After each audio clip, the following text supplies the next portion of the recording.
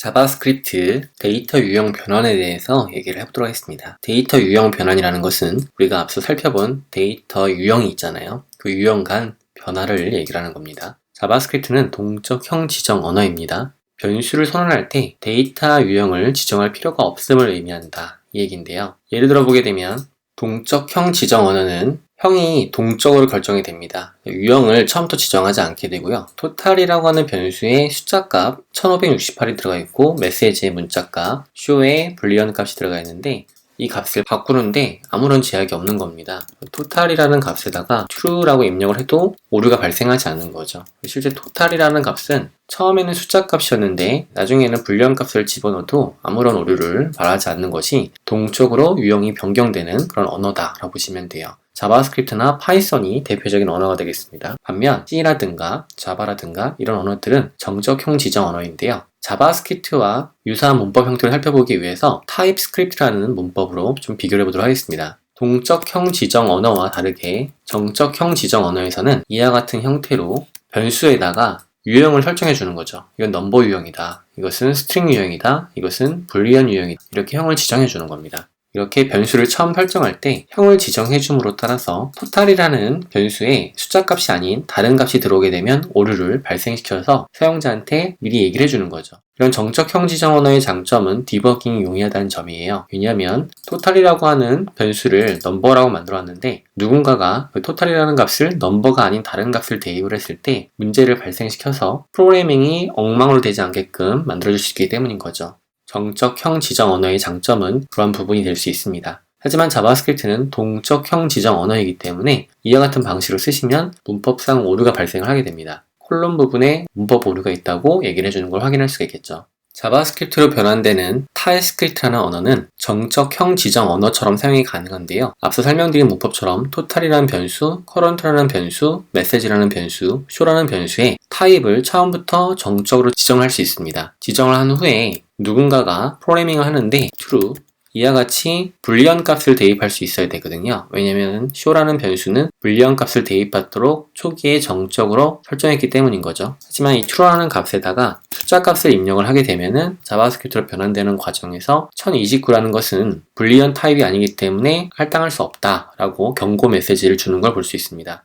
최근에는 자바스크립트 대신 타입스크립트를 사용해서 자바스크립트로 변환시키는 프로그래밍을 하는 곳도 많이 있습니다. 그러니까 여러분들이 프론트엔드 디벨로퍼가 되는 과정에서 자바스크립트나 에크만스크립트 표준 계열의 언어를 사용할 수도 있는데 여러분들이 몸담게 되는 조직에서 타입스크립트를 사용할 수 있다는 점을 미리 알아두시면 좋을 것 같아요. 여기서 여러분이 기억할 점은 정적형 지정 언어랑 동적형 지정 언어가 어떻게 다른지 기본적인 변수의 선언 과정에서 유형, 타입을 지정하는지 안 하는지에 대한 차이점을 이해하고 넘어가면 좋을 것 같습니다. 자바스크립트는 동적형 지정 언어이고 변수를 선언할 때 데이터형을 지정할 필요가 없음을 말합니다. 데이터형이 스크립트 실행 도중에 필요에 따라서 자동으로 변환되는 것이 동적형 지정 언어의 특징인데요. 선언된 변수의 값의 유형이 변경되더라도 문제가 발생하지 않습니다.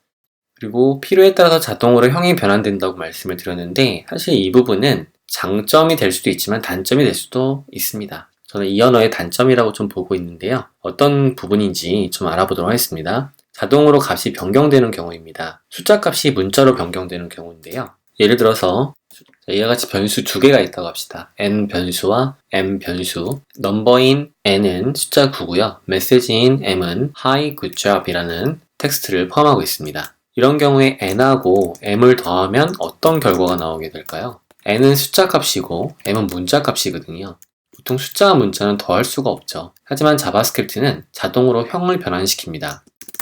이런 자동형 변환 과정을 통해서 결과가 나오게 되는데요. 예를 들어 이런 형태예요. 숫자 9랑 문자 더해진다고 한다면 자동으로 숫자 값을 문자로 바꿔준 다음에 접합을 시키는 것이 자바스크립트의 동적형 변환이라고 보시면 되겠습니다. 결과를 보게 되면 보다시피 숫자 9가 문자로 바뀌고 하이 굿잡이 붙어서 이와 같은 결과가 나오게 되는 거죠. 이는 분명 의도한 바가 아닐 수도 있습니다. 그래서 이런 문제가 발생될 수 있음을 사전에 여러분들이 숙지하시고 프로그래밍을 하시면 좋을 것 같아요.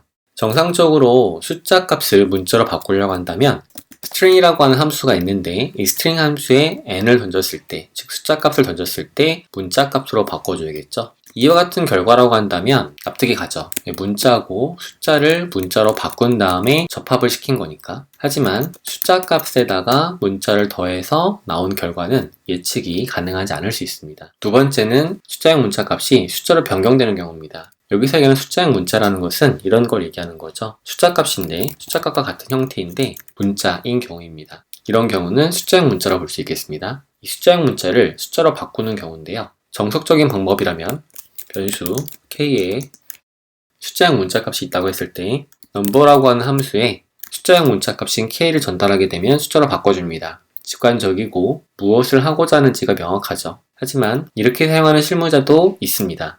플러스 k라는 것은 뭔가 이해하기가 어렵죠. 플러스가 있는데 왜 앞에 아무것도 없지? 이런 생각이 들 수 있으니까. 하지만 자바스크립트에서 숫자형 문자 앞에 플러스라는 사인을 붙이게 되면 숫자로 변형이 됩니다. 납득이 안 되죠. 이해할 수 없는 부분인데 정석적 방법보다는 플러스를 사용하는 사용자가 많이 있을 수 있습니다. 그래서 저런 방법이 있음을 알아둘 필요가 있는 거죠. 그 외에도 문자인데도 불구하고 0을 뺀다고 합시다. 그러면 이 값은 숫자형 문자잖아요. 자바스크립트는 이를 자동으로 처리해 줍니다. 숫자형 문자를 숫자로 바꾼 다음에 연산을 시켜주는 거죠. 결과를 보게 되면 k 빼기 0을 하게 되면 숫자로 바뀝니다. 또 곱하기랑 나누기를 사용할 수 있는데 k 곱하기 1을 하게 되면 숫자로 바뀝니다. k 나누기 1을 하게 돼도 숫자로 바뀝니다. 정리하면 number라고 하는 함수를 사용해서 숫자형 문자를 전달했을 때 숫자로 바꿔주는 것이 가장 직관적인 형태. 하지만 사용자에 따라서 숫자형 문자 앞에 플러스 사인을 붙이거나 또는 0을 빼거나 곱하기 1을 하거나 나누기를 해서 숫자로 바꾸기를 한다.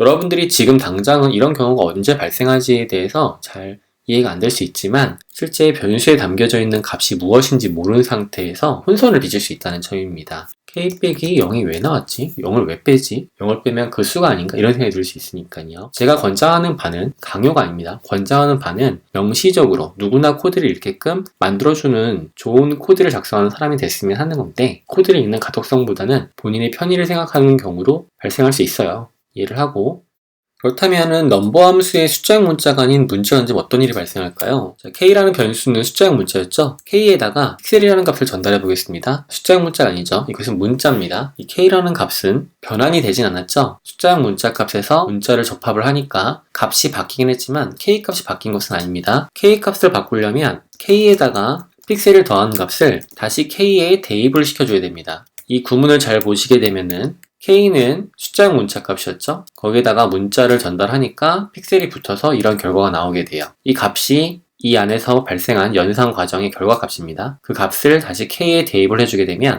k는 변수이기 때문에 기존의 값이 아닌 새로운 값을 대입하게 된다라고 봐주시면 되는 거죠. 그래서 k 값을 출력해 보시게 되면은 이제 변환된 걸 볼 수가 있습니다. 이 구문 잘 기억해 주시고요.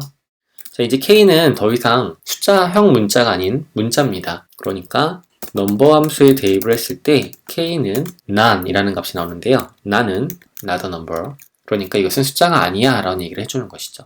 저런 유형도 있음을 알아두시면 좋겠고요. 그렇다는 얘기는 문자 값을 숫자로 변경해야 되는 경우가 분명히 발생할 수 있어요. 예를 들어 변수가 있는데 img의 width라는 값이 100픽셀이라고 합시다. 그러면 img의 width 값은 100픽셀이라는 문자죠. 숫자형 문자가 아니고 이런 경우에 문자 값을 숫자로 변경해야 되는 경우가 발생하는데요. 윈도우라는 객체에 parseInt라고 하는 함수 또는 parsefloat라는 함수를 사용하시게 되면 단위를 뺀 앞에 숫자 값만 빼면서 숫자로 바꿔줄 수가 있습니다. 이때 parse라는 말은 해석한다는 뜻인데요. 해당되는 데이터를 해석해서 int는 integer, 정수를 말하고 float는 실수를 말합니다. 소수를 포함하는 거죠. 자, 이와 같은 형태가 있다고 했을 때 우리가 사용해 볼 것은 window.parseInt 정수죠. img width 이 값을 10진수로 변환시켜 보겠습니다. 그러면 100이라고 하는 단위 값을 빼주고 숫자 값 100만 반환하는 걸 볼 수가 있어요. 다시 img width 값을 201.89 픽셀이라고 합시다. 그러면 img의 width 값은 이제 소수점을 가지고 있는 실수가 되겠죠. 이 상태에서 window.parseInt img width 10진수로 결과를 반환하게 되면 소수점은 빼버리고 정수값만 빼오는 걸 볼 수 있어요. 반면에 float라고 쓰게 되면 소수까지 포함하는 실수 전체를 반환하는 걸 확인할 수가 있습니다. 플로트는 실수를 반환받고 싶을 때 사용하시면 되겠고요. 정수를 반환받을 때는 parseInt를 사용하시면 되겠습니다. 그리고 우리는 주로 10진수를 사용하니까 십진수법을 꼭 넣어주시면 좋을 것 같겠죠. MDN의 parseInt를 보게 되면은 parseInt는 문자열을 파싱, 해석을 해서 특정 radix, 이것은 진수를 얘기하는 거죠. 정수를 리턴할 때 사용을 하는데요. 문법 구문은 parseInt에 문자 값을 전달하게 되고 그다음 radix 값으로 진수를 설정할 수 있습니다. 이때 여기 내용을 잘 보시면 2와 36 사이의 정수값을 입력할 수 있는데요. 우리가 사용한 것은 10이었죠. 10진수니까 2진수, 10진수, 16진수, 8진수 이런 식으로 일반적으로 사용되는 진법에서는 10을 명시한다. 예측 가능한 실행을 보장하고 가독성을 위해 항상 이 파라미터라는 건 전달되는 것을 얘기를 해요. 그것을 꼭 명시하자라고 되어 있습니다. 여러분들 꼭 사용하실 때 숫자값 10을 생략하지 마시고 두 번째 전달 인자값으로 꼭 10을 전달해 주시면 되겠습니다. 마지막으로 불리언 값으로 변경되는 경우를 살펴볼 텐데요. 데이터 값이 여러 개가 있다고 합시다. 자, 이와 같이 데이터형을 만들어 놨는데요. 이 데이터형을 다 불리언으로 바꿔볼 수 있습니다. 명시적인 방법은 불리언이라는 함수에다가 전달을 하게 되면 true가 변환되고요. true 모두 다 true가 변환이 되는 거죠. 또는 앞에 느낌표 두 개를 붙이게 되면 true가 될 수 있습니다.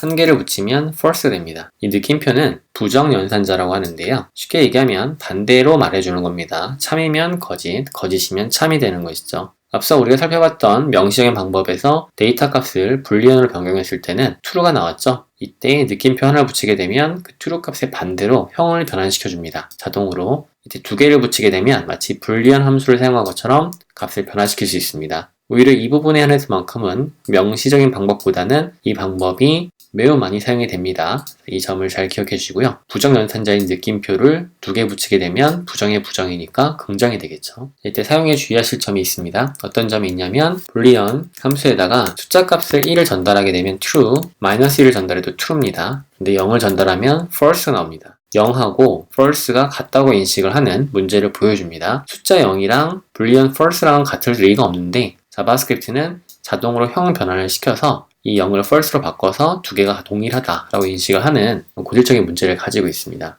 뿐만 아니고 불리언 함수에다가 null을 전달시켜 보겠습니다. 그럼 false로 바뀌고요. undefined를 전달해도 false로 바뀌죠. null과 undefined는 부정을 의미합니다.